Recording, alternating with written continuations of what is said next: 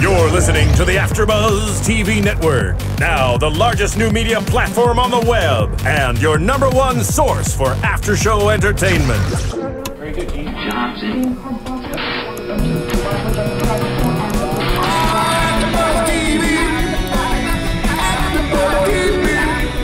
From the AFTERBUZZ Studios in Los Angeles, California, presented by Maria Menounos and streaming live thanks to Akamai Technologies, this is AFTERBUZZ TV's After Show. Hey there, Lost Girl fans! Oh yeah.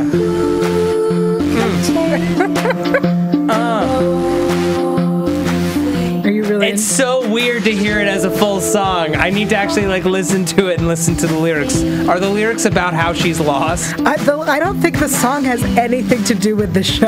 Okay. I think it's actually a song. Because I'm so used to banana, banana, Yeah. banana, banana, That's the chorus, I believe. Oh yeah. There it is. Okay.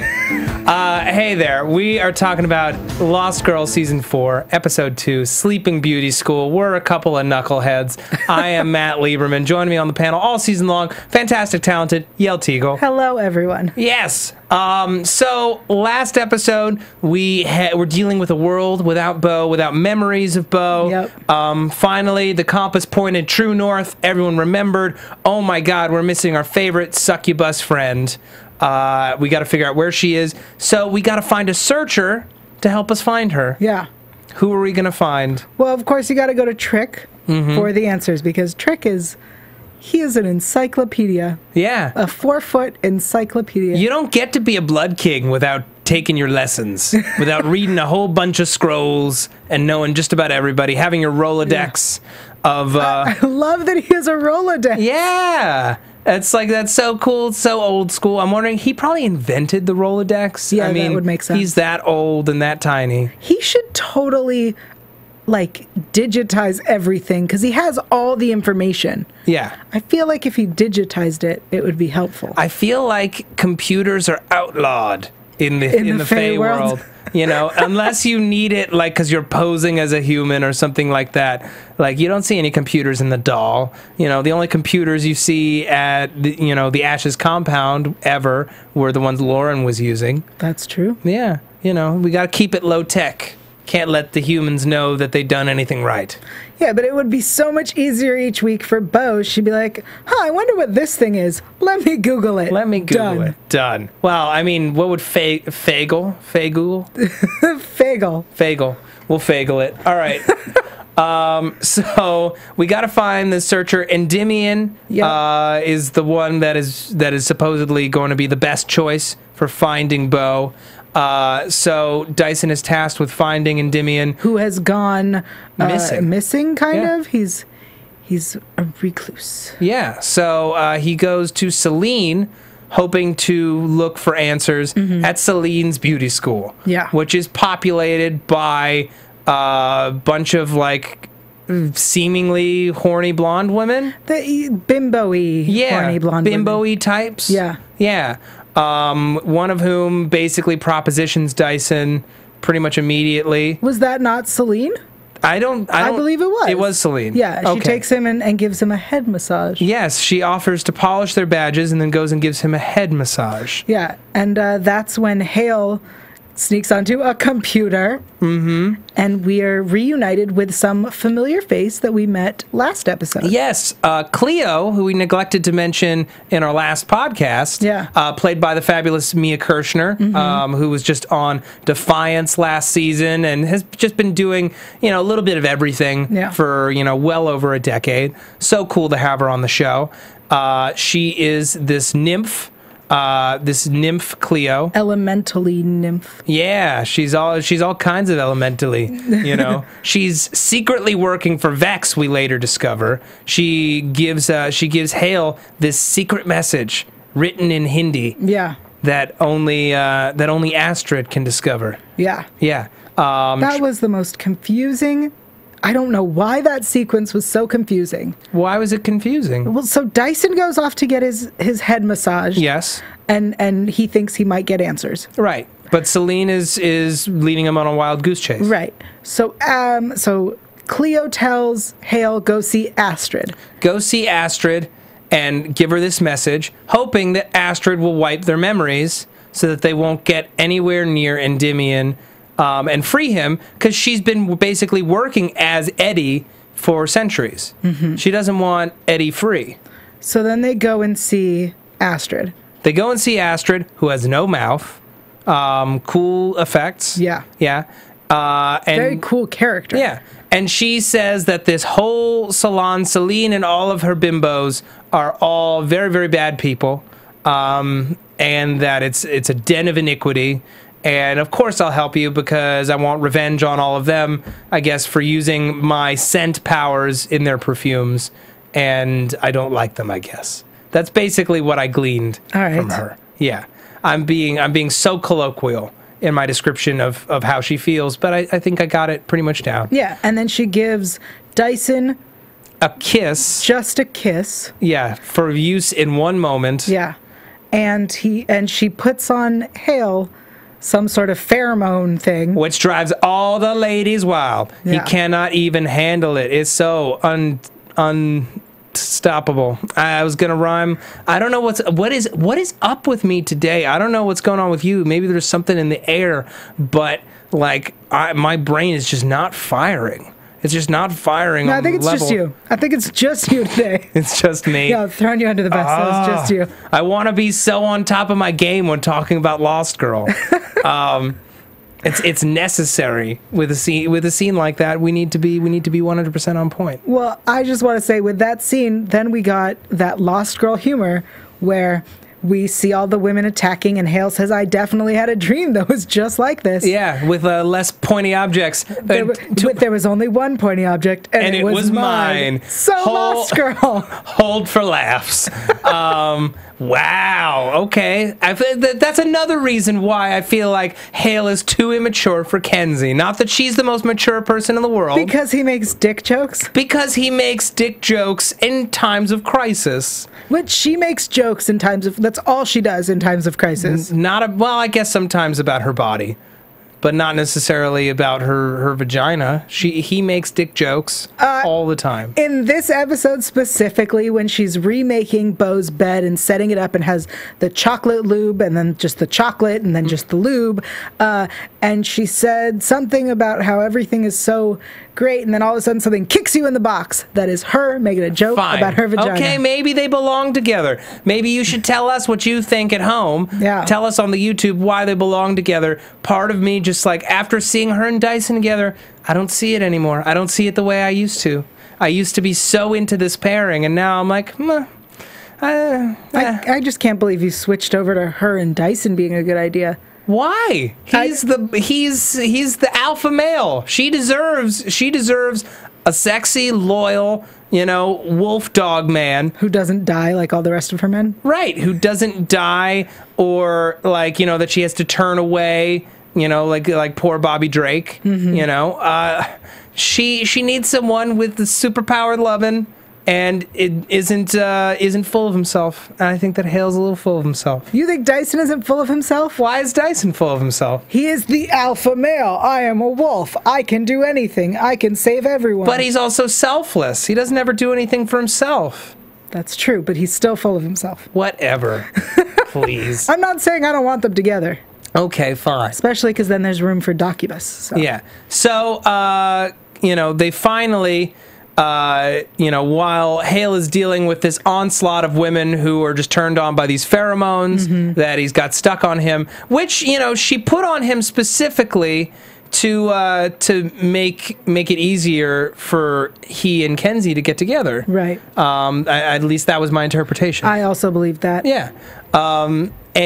So while he's dealing with that, Dyson goes and he starts talking to himself about this old safe behind this naked woman painting, and he rips it open with the brute force of only one sexy wolf. Yeah, and it was beautiful. Yeah, only thing that could have made it better, if he was shirtless. It's true, and wet. Yeah. Yes. If it was raining. Yes. Yeah.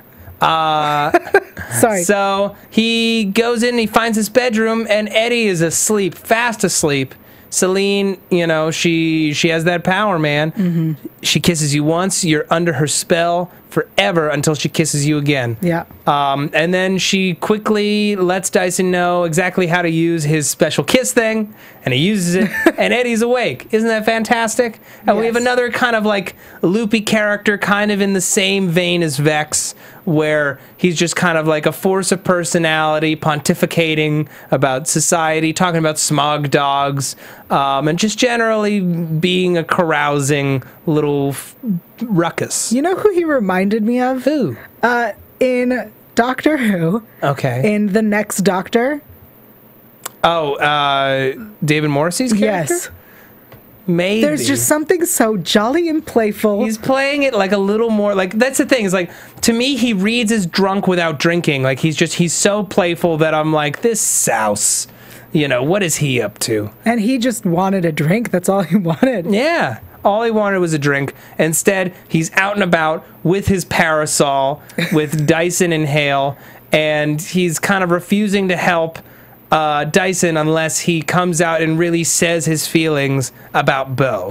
And we discover just how deep they are. You know, it's a really big moment for him, and a big moment for the fans who, like, ever since he had to give his love away at the end of season 1, you know, we've been wondering, when are we ever going to get back around to this? You know, he's had his love for all this time. Yeah, she was with Lauren, but Lauren's boring. Yep. That is, to me, like, one of the biggest disappointments. I want their romance.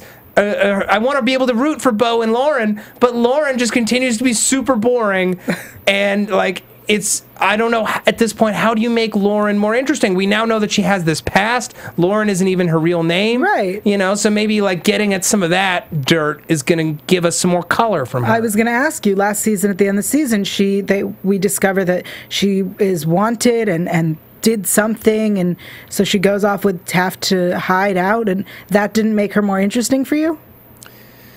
Not enough. Interesting. You know, I'm just waiting. I'm waiting to see what the future holds. We can talk maybe a little bit. We're going to talk a little bit later in the show about her tete-a-tete with Crystal and how things may be developing on that front.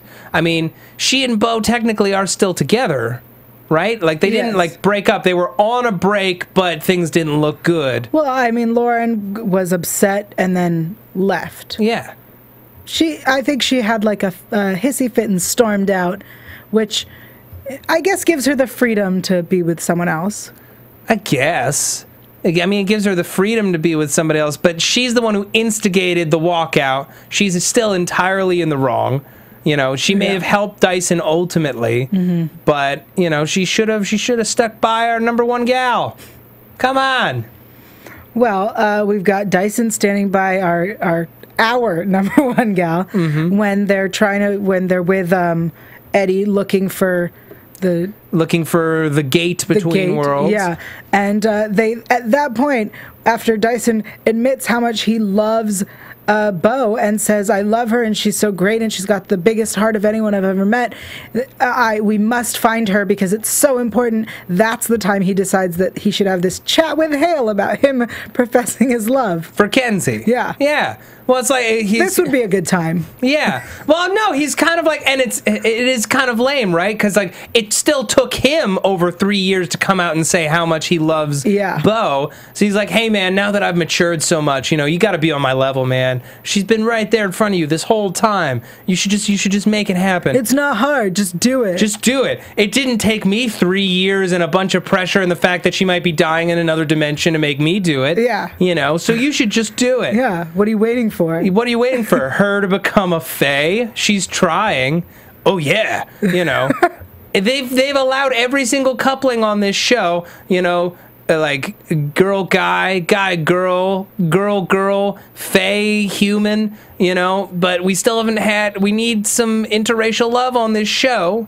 You know, we need, if Hale and Kenzie get together, that's kind of like the last thing that we need to take care of if we're talking about pairings on this show. I guess, yeah. Yeah.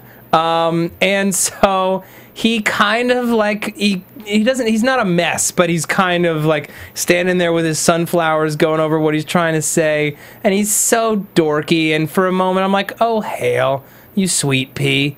You know, like, you were the leader of the free light fae world. You could have made this happen. Yeah. You could have requisitioned her, you know? He's given speeches and he's run essentially the country, and this is what's so hard for him. Yeah. You know? It's love, man. Mm-hmm. Love is hard. Love is hard. But you know what's even harder? Babysitting a baby Valkyrie. Yeah, apparently. Yeah, and we're going to get into it in just a moment. Just going to talk real quickly about iTunes. Folks, thank you for downloading this podcast. We love doing it. We love Lost Girl. So happy you're on board with us. We're going to be doing it all season long. It's a free podcast. You can download it. You can stream it. You can watch it on any of your devices, any device you could possibly want. It's kind of amazing. Technology is beautiful. Let's bring this all together. Yeah. Bring this all together. Talk about succubuses and lesbians and bisexuality and shirtless werewolves and all the good stuff. Yeah. All the stuff you want to talk about. What could you do for us? Maybe, you know, if you feel grateful for having a great Lost Girl podcast to add to your collection, here's what you could do for us, and it means the effing world. I'm so serious, okay? Go to iTunes, slap the show with a rating. We love 5-star ratings. But, you know, write what you feel. I'm not going to be that person who says if it's not 5 stars, get out, because that's not fair. That's not right. This is a free marketplace. Buck up, Lieberman. Yeah. You know, write what you feel, give us a review, let us know what you're thinking of the podcast. It means the world to us. It helps us be more searchable. We want to be the #1 Lost Girl podcast on iTunes. We want to be the #1 podcast on AfterBuzz TV. I don't think it's impossible. No other show features as much crazy, weird sex and monsters as this show. That's true. True Blood doesn't have as much sex as this show. Nope. No, it's impossible. So get the word out. Get it out there, right on the iTunes. Let us know how much you like the show. We're going to be trying to get guests in for you this season. We're going to have such a fun time. Thank you, thank you. 1,000 thank yous. Thank you. Yeah. All right, so we got Baby Tam Tam. Oh, I love Baby Tam Tam. Baby Tam Tam's so fun. I don't like Tamsin as a character. I didn't like her because I didn't get what Valkyries do. I get that, like, they feed off your doubt and they make you doubt and they relive and they have scully gross faces and whatever. And she's also just kind of like super impulsive and just sort of sexually out there. Flirts with Dyson, kisses Dyson, flirts with Bo, kisses Bo. At the same time, is super angsty about both of them. Yeah. Is dark fae, but like conflicted. Like, where does your heart lie, girl? Let us know who you are. Yeah. I wasn't really into her. I didn't like her. I know that Jay Firestone, one of the executive producers, says that he wanted a character that had the face of an angel but was a real shit. That was his description. And I saw her and was like, well, meh. But now we have Baby Tamsin. Yeah. And she's amazing. Oh, my God. You know, I loved that bit with Kenzie showing her all these YouTube videos. Mm-hmm. And it's like, it's done. Or like, again. And Kenzie's so frustrated. Kenzie is not a babysitter. No. Not meant for children. Well, Kenzie's a child. Yeah. Oh, God. I don't want to be there for the Hail Kenzie, do we have kids conversation where he starts making comments about, like, well, they won't be fae because they're going to be half human. And she'll be like, what's wrong with human? And it'll be a knockdown, drag-out fight. I also could see her not wanting children and him totally wanting children. Like a big family is what he's going to want. Oh, totally. He comes from that traditional, like, old money background. Yeah. You know, that's absolutely what he wants. Yeah. Yeah, he just didn't know it until right now. So Kenzie is trying to babysit as best she can. Because they need Tamsin to remember everything. Right, because Tamsin worked for the Wanderer. Yes. Yeah. So, you know, only she's going to really know how to get Bo free. And she's repressed a lot of her memory. Mm-hmm. The memories of Valkyries are often scattered. And also, we have apparently Trick coming to the apartment for the first time. Yeah. That seems so strange to me that he's never been to the apartment before, but he certainly acts like he's never been. Where he's like, this place is like a mess. How do you survive? How are you alive? Which we've all asked. Yeah. We asked that very pointedly in the last episode of this podcast. Well, I think what's really interesting is now that we know Trick's relation, that Trick is Bo's grandfather. Yeah. Why has Grandpa never come to visit? Well, I mean, I don't necessarily want my parents to visit where I live. But they do. Not yet. Parents visit their children. Fine. If this is a normal convention, I'll allow it to be. Make it so. Thank you. Yeah. It's just surprising that now that they know what the connection is. Because they come visit him every day. Yeah, but everybody else has been to their apartment or house. I don't know what it is. It is an abandoned tenement that was burned in a fire and somehow maintains structural integrity. And plumbing. And tons of pizza boxes that have just been incorporated into the set. That makes sense. Yeah. The pizza boxes I understand. Right. Okay. Then how do they stay in such incredible shape? I mean, we know how Bo does it, but how does Kenzie do it?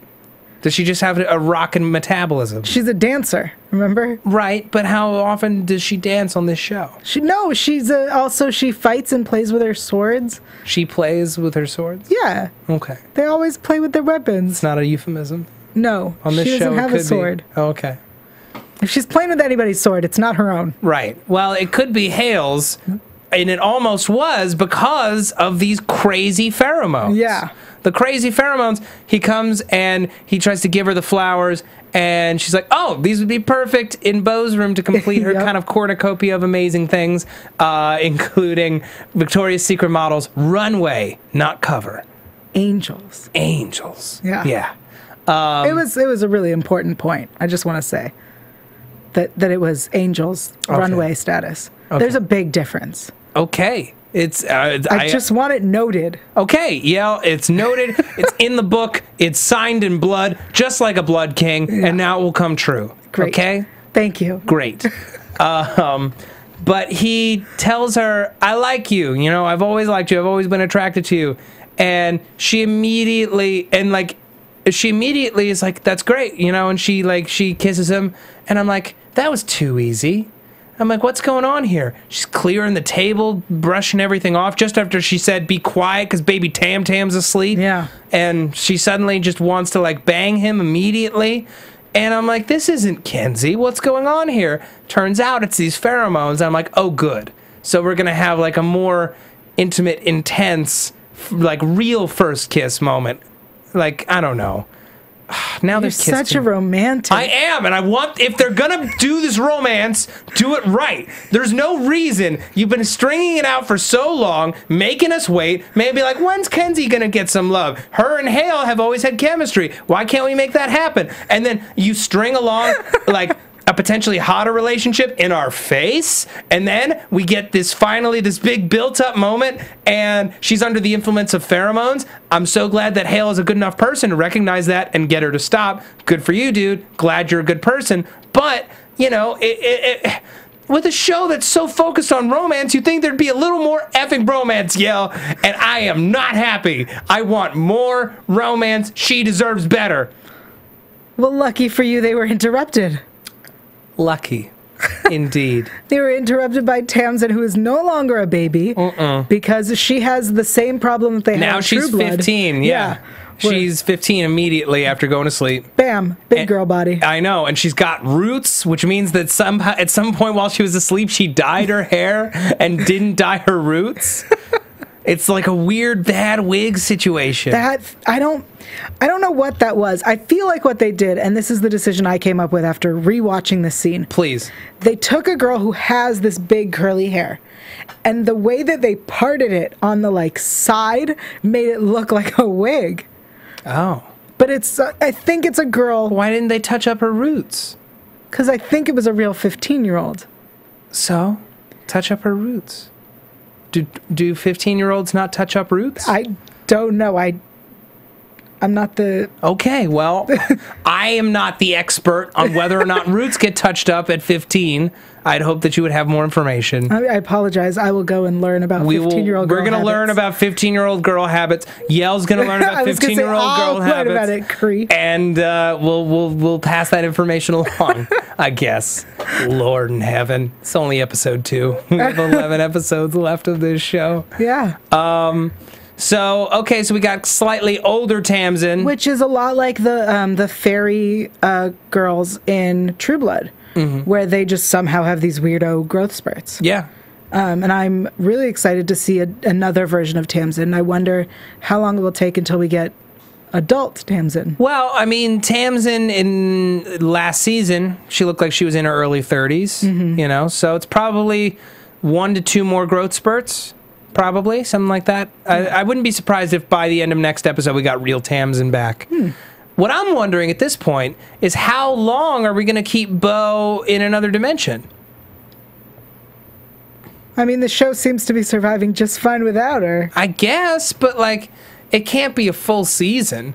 Like, at some point, we got to get back to, okay, solving sex mysteries and worrying about what sex to have and who to have the sex with and was that sex any good? And, like, did I just have sex? Yes, I guess I did. You know? All these questions need to be answered on a regular basis. This is why it's such a great show. Yes. All right, so we talked about Baby Tam Tam. We talked about Hale. I guess we can talk about Bo a bit. We still have Amber and Crystal to talk about. We still got the Unamens to talk about. And we didn't conclude with Cleo. That's true. So Cleo, right, she's working for Vex, who's trying his level best not to get completely just straight up killed by the Unamens, who we saw this week. Finally. Very severe, very monotone, very robed. Very androgynous. Very Tilda Swinton. Yeah. In fact. I like that. I like any dose of Tilda Swinton. Yeah. And they've got all these masks set up specifically for, like, all the people who I guess played a role in last season's Ender. You know, we see the human terrorist for Kenzie. We see the human doctor for Lauren. So they're going to be coming back, coming after everybody. Yeah, they also have one for the unaligned succubus. Yeah. So they have one mask for everybody. I'm really concerned as to what these masks do. I assume that they're very deadly, or maybe they turn you into Unamens. Maybe they turn you into Ziz. What are you thinking? I feel like they're torture devices. That's what my theory is that they put them on you and they do something to your face. They clamp onto you and force you to, like, witness all of your worst memories, or maybe, you know, something like that. Yeah. Yeah. I think you lose all your sense of self and you become an Unamens. That's what I'm thinking. I hope they explain what the Unamens are exactly. I mean, I know that they said they're nearly omniscient. They're these ancient elders, and they enforce the Fey law, but they didn't explain how they are elected. Well, they don't explain anything on this show. We don't know where people live outside of this one city, which is unnamed. Oh, good. So you've picked up that they don't tell us what city they're in. We don't know what city we're in, or that if there are Fae outside of that city, because both of the leaders of the Fae live in that city. We don't know how the light-dark paradigm got set up in the first place, and why it matters at all, because even light Fae are corrupt still. You know, like, the only difference seems to be in how they treat humans, whether, you know, they are just for feeding on, or they're for feeding on and also to kill for fun. You know, that seems to be the only distinction between light and dark Fae when it comes down to it. Well, I mean, the light are nicer to the humans that they sometimes feed on. They don't only feed on them. They live with them kind of copacetically. And then the dark Fae do whatever they want, no matter what. Right. Yeah, they're always feeding the need. Yeah. Yeah. But I don't know. I don't know if we're going to get any real answers. I want to know who the Wanderer is, how he and Aoife met, you know. Is he Bo's father? Is he Bo's father? Because so far the only person who said that was Tamsin. She claims it. I don't know if I believe her. Really? Yes, she's also a liar. I guess so. I never doubted that he was Bo's father. You know, because why else keep him around? I don't know. I mean, it's very likely. Yeah. But you never know. They like to throw in a little twist. Yeah. He seems very dangerous. He put Bo in a ridiculous nightgown. It just looks very old school 80s kind of a piece. I'm surprised that it's old school 80s and not like Victorian, like covering her. Right. Especially if it's her father, he'd want to cover her. Yeah, and especially considering that he's probably, you know, like ages and ages old. Yeah. But at the same time, this is Lost Girl we're talking about. That's true. We're never covering those babies. No one wears anything that covers cleavage. Everyone has a magic face spell over their boobs, which does not allow them to be clothed. Right. Yeah. What a great show. I want more answers. For that alone. Yes. Yes. For the uncovered boobies of the world, we salute you. So, yeah, she's on this train. She's trying to figure out where she is. You know, this woman runs on. She's the French maid. Yeah, you wake him. Yeah. I don't know why I made her British. I don't either. Now. She was not British. She was not British. But she just said, "Shh, you wake him." Who's him? I don't like, you know, and she's not gonna tell her. Yeah. So she feeds on her. Yeah. Just enough to break out, she says. And then she jumps off the back of the train into nothing. Yeah. Yeah. This train is just somewhere happening. Yeah. It's a death train, according to Cleo. Yeah. Yeah. Oh, we didn't even talk about how they discovered the card. Baby Tam Tam grabbed it and it lit on fire. Yeah. Yeah. And then it's on fire and Kenzie's trying to blow it out. Mm-hmm. Okay, Kenzie. And so then she runs to get something to put it out. She's standing there with shoes on. She could have stomped it out. She could have stomped it out. I was thinking about that too. Instead, she put a ramekin over it. Yeah. And everything was fine. But she was... Some Pyrex. It would have been just fine had she... she could have punched a hole through it. It might not have gone into that wacky jukebox machine. Or as Eddie said, a condiment dispenser. A condiment dispenser. Which is how... You know, we got Cleo to admit that she's the real Eddie. Mm-hmm. She's the real Eddie. We know that she's working for Vex. Dyson doesn't know who she's working for, but that she is working for someone. But also, we don't know when Vex was being questioned by the Unimens, and he says, "Don't kill me. I can bring who you really want." And they show us both unaligned succubus and human doctor. Right. Those are next to each other. So we don't know who she's actually after. I felt like it's centered on human doctor was where the camera centered, but it doesn't seem like he's trying to find her. He's trying to find Bo. That's exactly what I was thinking. Yeah. It looked like she was going for human doctor, but instead she goes to help Dyson to find Bo. Well, I imagine the Unimens are going to try to catch up with everybody at some point. Yeah. Lauren makes the mistake of calling Dyson, linking her back to her past life, and potentially putting her on the radar. Mm-hmm. Bad move for her. Let's talk about what she's up to. She's still in her wig. She's still a terrible wig. And a terrible waitress. Yeah. Never worked a day in her life, which Crystal immediately picks up on and starts macking on. Yeah, she is very forward. Mm-hmm. I appreciated it. I appreciate a direct woman dealing with another woman. She, is very, very forward.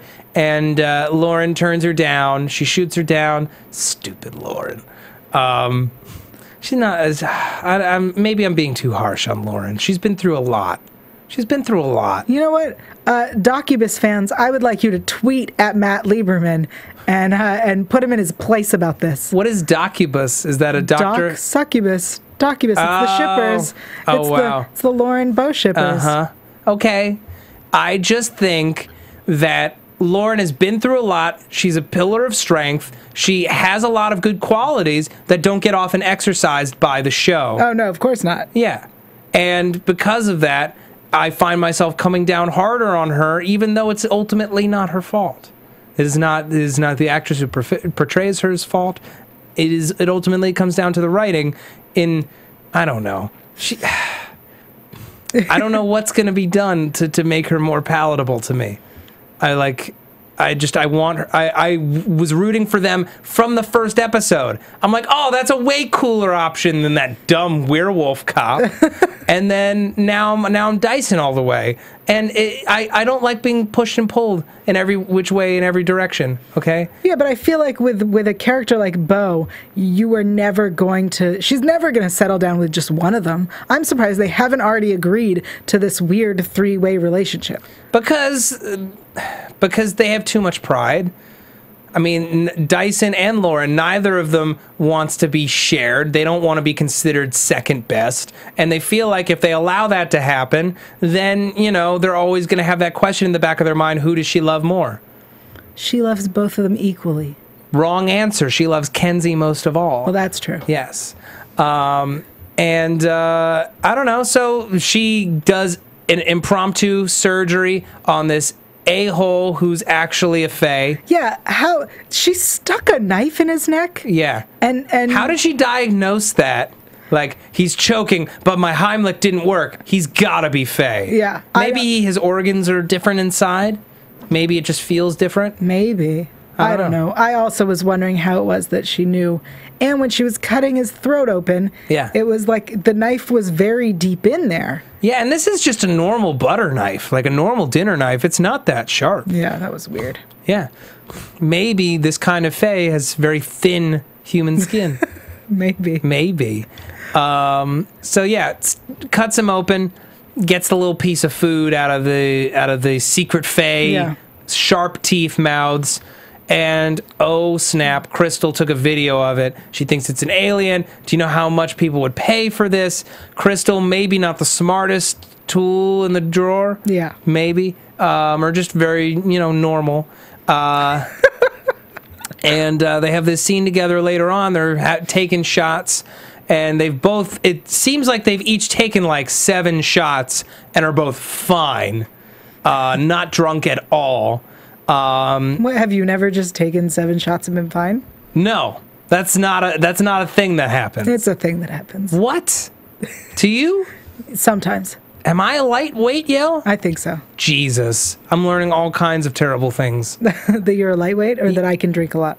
That I'm a lightweight. Oh, okay. Good for you if you can drink a lot. That's Thanks. all more power to you. Thank you. Yeah. No. Someday you're going to make some hard drinker very, very happy. Thank you. Yeah. You're very welcome. That was so sweet. You're so romantic. I am, ultimately. It's listen, people, it's all about love. Everything in the world. It's all about love. Love for each other, love for ourselves.